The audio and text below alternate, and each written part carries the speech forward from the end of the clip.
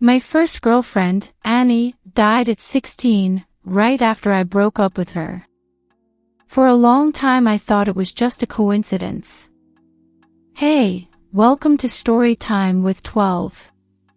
Today, I read this story from my classmate diary. Now I will narrate it from his side.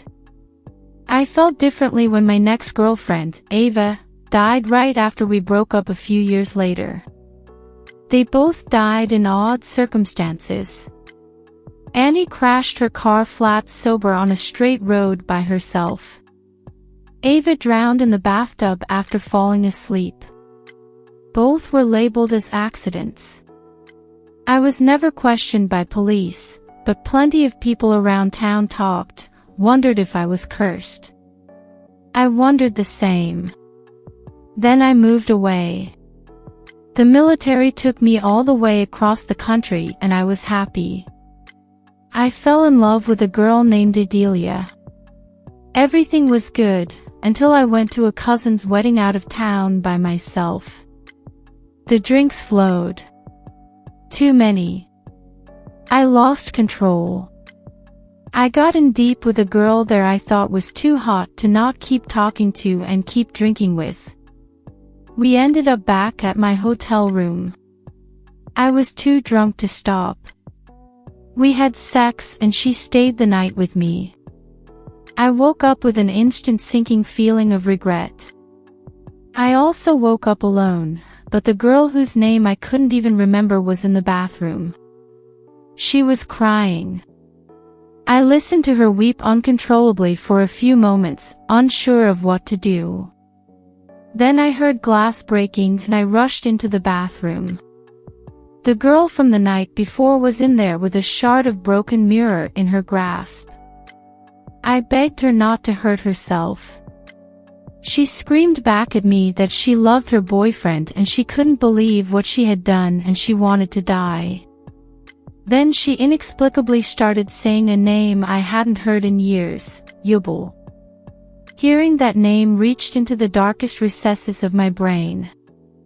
Yubel was a dirt poor girl in my 5th grade class. Homely. She was teased and someone who received no interest as someone anyone wanted to date. Instead she was mocked. We went too far.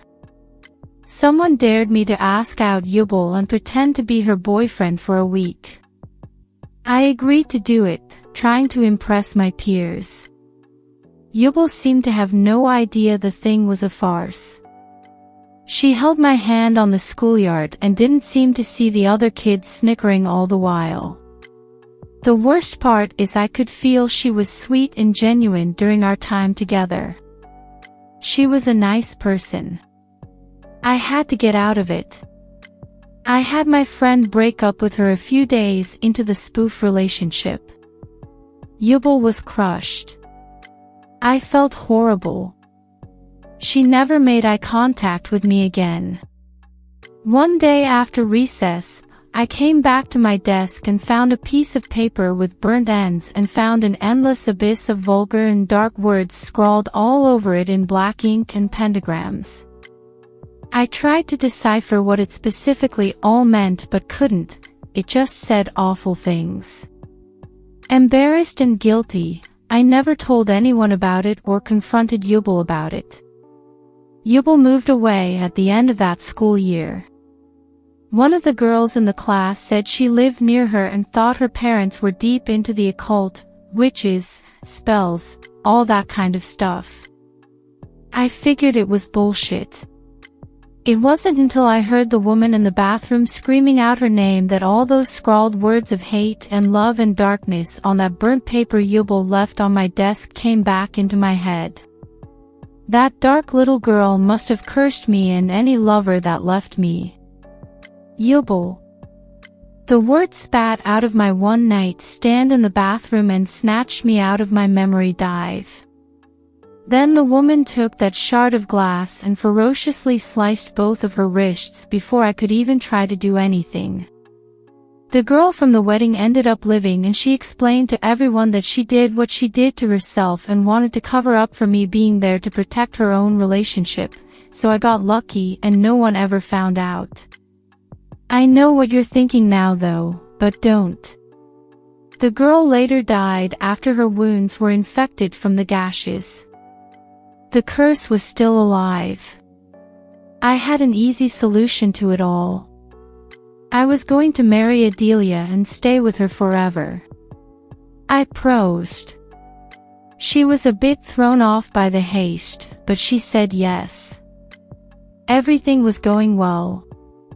We kept going through the motions of love and prep and slow planning our wedding. I wasn't in any particular hurry. Then I came home one day and her wedding ring was resting on the kitchen counter with a note that she was leaving me. No particular reason given. She said in the note she had to stay away from me for a week so she could be clear of mind. There was no way I could make that happen. I knew I was racing a clock. I was waiting to hear that she had died every second as I drove around going to every place that she could be. I found her at her sister's house, and after hours of pleading and explaining that her safety was in serious question, she finally came out and talked to me in the yard. I explained everything. I watched her face convey that she now regretted every single second of our relationship. Then she walked inside.